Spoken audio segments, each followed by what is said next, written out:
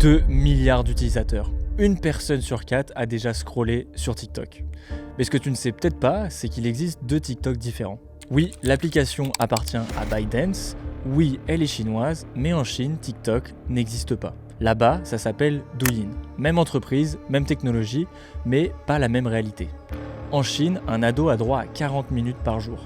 En Europe, c'est scroll illimité. Sur Douyin, t'as de la science, visite de musée, exploits sportifs, mérite, progrès collectif. Chez nous, l'algo favorise les trends, les dramas, les pranks, bref, de la dopamine instantanée. Donc 2 applications, 2 jeunesse, et donc 2 visions de l'avenir. Aujourd'hui, on va tenter de comprendre pourquoi on a 2 mondes et 2 applis complètement différentes.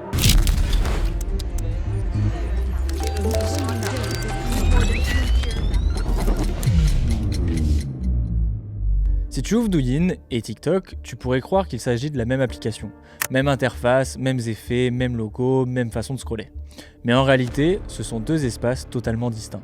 Douyin, c'est la version chinoise. TikTok, c'est celle du reste du monde. Derrière la ressemblance parfaite, il y a en fait 2 bases de données, 2 cadres juridiques et surtout 2 régimes de contrôle. En Chine, Douyin n'est pas seulement une plateforme, c'est un outil social intégré à l'écosystème numérique national. Elle obéit aux règles du gouvernement chinois et s'inscrit dans ce que Pékin appelle l'harmonie numérique. Le lien entre ByteDance et les autorités existe bel et bien par les partenariats publics et la supervision des algorithmes considérés comme infrastructure critique. Bref, la frontière entre le privé et le public reste en Chine beaucoup plus floue qu'ailleurs. Résultat, le contenu montré aux jeunes chinois est strictement encadré. Un mode pour mineurs obligatoire, limite de temps d'écran à 40 minutes par jour. Les horaires sont verrouillés, impossible de regarder après 22 heures. Et surtout, l'algorithme pousse des vidéos éducatives, scientifiques, culturelles, patriotiques, bref, des contenus qui valorisent l'effort, la curiosité, la réussite collective. L'objectif affiché est clair, protéger la jeunesse et renforcer la cohésion sociale. Sur le papier, c'est un modèle de responsabilité numérique. Dans la pratique, c'est aussi un modèle de contrôle social, car ce que tu regardes, ce que tu partages, ce que tu aimes, tout peut être modulé pour correspondre à une vision du citoyen idéal. A l'inverse, en France, comme dans le reste du monde, TikTok est libre de séduire comme il le veut. Alors certes, les pouvoirs publics se rendent compte du besoin d'encadrement. En Europe, le cadre repose sur la RGPD, le Règlement général sur la protection des données, et plus récemment, le DSA, le Digital Services Act. Certains pays vont jusqu'à même l'interdire. En France, par exemple, l'accès aux réseaux sociaux pourrait être interdit d'ici la rentrée prochaine pour les moins de 15 ans. Les députés français examinent à partir d'aujourd'hui une loi visant à interdire les réseaux sociaux aux moins de 15 ans. Et c'est déjà le cas en Australie pour les moins de 16 ans. Et plus largement, beaucoup de pays européens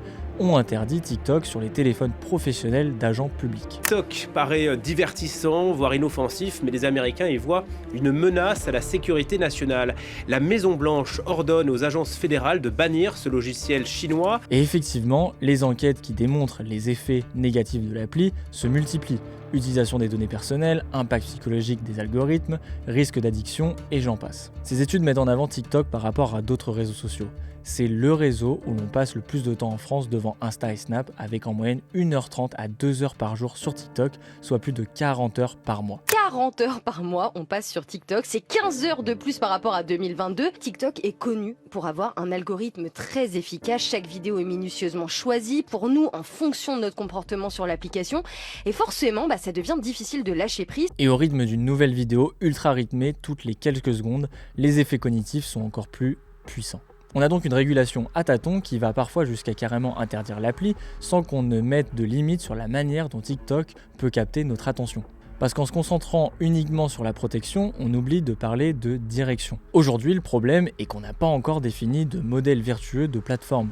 On réglemente sur les données, mais on laisse le design des applications, leur architecture, leur mécanisme d'addiction, leur influence sur les comportements, encore trop aux mains des géants du numérique, chinois comme américains. En résumé, l'Europe régule les risques, la Chine contrôle les usages. Si on met de côté la différence culturelle ou politique, il reste une question simple. Pourquoi cette séparation entre TikTok et Douyin ? Est-ce que c'est pour des raisons de loi ou alors est-ce que ces 2 applis ne traduisent pas des objectifs différents ? On l'a vu, Douyin poursuit des objectifs propres au régime chinois.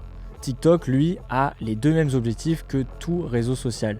Il est juste bien plus efficace. Le premier objectif, recueillir plus de données.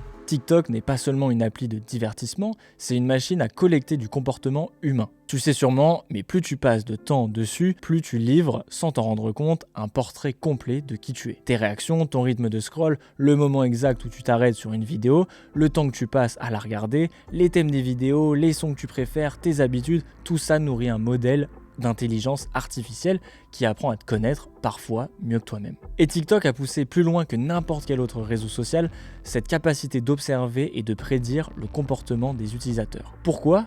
Parce que là où Instagram ou YouTube analysent surtout ce que tu choisis de regarder, TikTok mesure en continu tout ce que tu fais, tout ce que tu ressens, tout ce que tu ne dis pas. Son algorithme n'a pas besoin de savoir qui tu suis, il sait déjà qui tu es. Le temps d'écran ici n'est pas neutre.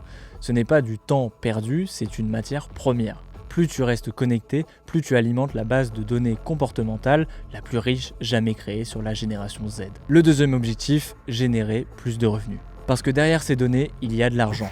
Beaucoup d'argent. Plus l'appli te connaît, plus elle a de chances de te proposer une pub ciblée qui a des chances de faire mouche. Un créateur mentionne un air fryer, une marque, une tenue virale, le produit a de bonnes chances d'avoir été produit en Chine, premier exportateur mondial. De l'autre côté, Douyin fonctionne autrement. La monétisation est encadrée, contrôlée, voire subordonnée à des objectifs politiques et sociaux. Encourager l'innovation, l'éducation, la cohésion nationale. En Europe, TikTok optimise la rétention. En Chine, l'État oriente la trajectoire des jeunes. Et c'est peut-être là le cœur du sujet. En apparence, c'est une simple différence de design, mais en réalité, c'est deux visions du numérique. L'une conçoit l'attention comme un capital à transformer en données, puis en publicité. L'autre la traite comme un bien collectif à discipliner pour servir un projet national. Deux modèles, deux finalités, mais une même logique. Comprendre les esprits pour orienter les comportements. Ok, on a vu ce que ByteDance a gagné avec son réseau social hyper efficace. Mais la Chine alors, si le pouvoir et l'entreprise sont très liés, c'est qu'il a forcément à gagner de voir TikTok et non Douyin augmenter chaque jour son nombre d'utilisateurs. La preuve, en Chine, ByteDance se plie au pouvoir. Dans le reste du monde, l'entreprise se bat contre toute régulation. Plusieurs millions d'euros sont investis chaque année en lobbying pour influencer la législation au Parlement européen notamment, ou répondre aux critiques à son encontre concernant le transfert de données vers la Chine ou la concurrence déloyale de TikTok Shop. C'est la même stratégie qu'on retrouve avec Shein par exemple. Mais à sa différence, ByteDance opte pour une communication moins agressive, moins flashy. Pourquoi ? Parce qu'on n'a pas besoin de communiquer pour un produit avec lequel tout le monde communique. Les acteurs politiques, les acteurs médiatiques et les acteurs tout court d'ailleurs. Bon ok, mais du coup, pourquoi ? On le voit bien, depuis quelques années, on entend souvent « les jeunes s'abrutissent sur TikTok ». À ce discours s'ajoute souvent la vision de la Chine comme un rival, voire un ennemi pour nous occidentaux. Du coup, le lien est vite fait entre la Chine et le but qu'on lui prête d'affaiblissement intellectuel de la jeunesse occidentale, en lui mettant entre les mains une machine à scroll à l'infini. C'est une idée qui se répand facilement parce qu'elle est spectaculaire et simple à comprendre. Douyin pour éduquer les ados chinois, TikTok pour distraire les jeunes occidentaux. La logique est simple. Mais les choses ne sont jamais aussi simples, évidemment. En réalité, il n'existe pas une raison unique à cette différence. Premier axe, l'influence culturelle et la dépendance. Par TikTok, la Chine diffuse des tendances, des musiques, à travers des vidéos qui installent progressivement son style et son importance dans le quotidien des jeunes du monde entier. Et plus on s'habitue à TikTok comme média, plus il devient difficile de s'en passer. Troisième axe, l'expansion économique et la domination technologique. Derrière le succès culturel et la stratégie d'influence, il y a une autre réalité, celle d'une machine économique mondiale. À travers TikTok, la Chine a réussi ce qu'aucune entreprise de son écosystème n'avait encore accompli, rivaliser directement avec les géants américains du numérique sur leur propre terrain. En 2023, à eux deux, TikTok et Douyin ont généré près de 40 milliards de dollars de revenus, se rapprochant des 60 milliards d'un mastodonte comme Instagram. Une performance vertigineuse, surtout pour une entreprise née il y a à peine une dizaine d'années. Mais le chiffre ne dit pas tout. Car derrière ces revenus, il y a une stratégie, s'affirmer dans l'économie numérique mondiale et capter les annonceurs occidentaux. Ces chiffres sont avant tout un symbole, la preuve que la Chine peut désormais rivaliser avec les États-Unis sur le plan économique avec ses propres géants du numérique comme Tencent ou Huawei par exemple. TikTok agit, volontairement ou non, comme un miroir de nos démocraties. En cherchant à contrôler ou bannir l'application, les États-Unis et l'Europe soulèvent leurs propres contradictions. Et oui, comment se revendiquer des sociétés plus libres lorsqu'on interdit de simples applications ? En réalité, ce n'est pas TikTok qui agit seul. Ce sont nos sociétés, nos législateurs, nos choix collectifs qui fixent ou non les limites de ce qu'on lui permet de faire. Bon, depuis le début, le débat tourne autour d'une même question. Pourquoi existe-t-il de TikTok et qu'est-ce que la Chine a y gagné? Avec d'un côté une version politiquement inoffensive et de l'autre une version très populaire et ultra efficace. On l'aura compris, TikTok répond à un double objectif du régime chinois. En un, affirmer la Chine comme une superpuissance numérique capable de rivaliser avec les États-Unis, d'imposer sa plateforme de divertissement à la planète entière. Et en deux, d'en récolter tous les bénéfices tout en maintenant dans ses frontières un produit parfaitement aligné avec les valeurs et les priorités du parti. Ok, c'est bien beau, mais nous les utilisateurs, dans tout ça, ça veut dire quoi? On devrait s'interdire de passer le temps dans le métro pour contrecarrer les plans d'un grand méchant chinois? Bah non, évidemment. La vraie question, c'est comment on permet à tout le monde d'utiliser les réseaux sociaux, TikTok en particulier, d'une façon qui ne leur nuise pas à leur santé, leur empreinte numérique, etc. En Europe, on a choisi de protéger la vie privée, de limiter la collecte de données, d'encadrer les risques. C'est essentiel, mais insuffisant. La question, au fond, n'est pas de savoir si l'on doit surveiller les réseaux sociaux comme un régime autoritaire, ni de savoir si TikTok est dangereux, mais plus ce que nous acceptons qu'ils optimisent. Notre attention ou sa valeur marchande. Tout ça, tous ces scrolls, la publicité, les données, ça montre une chose. Que vous soyez un ado chinois ou un ado français, désormais votre vraie valeur, mais aussi votre vulnérabilité, c'est votre attention.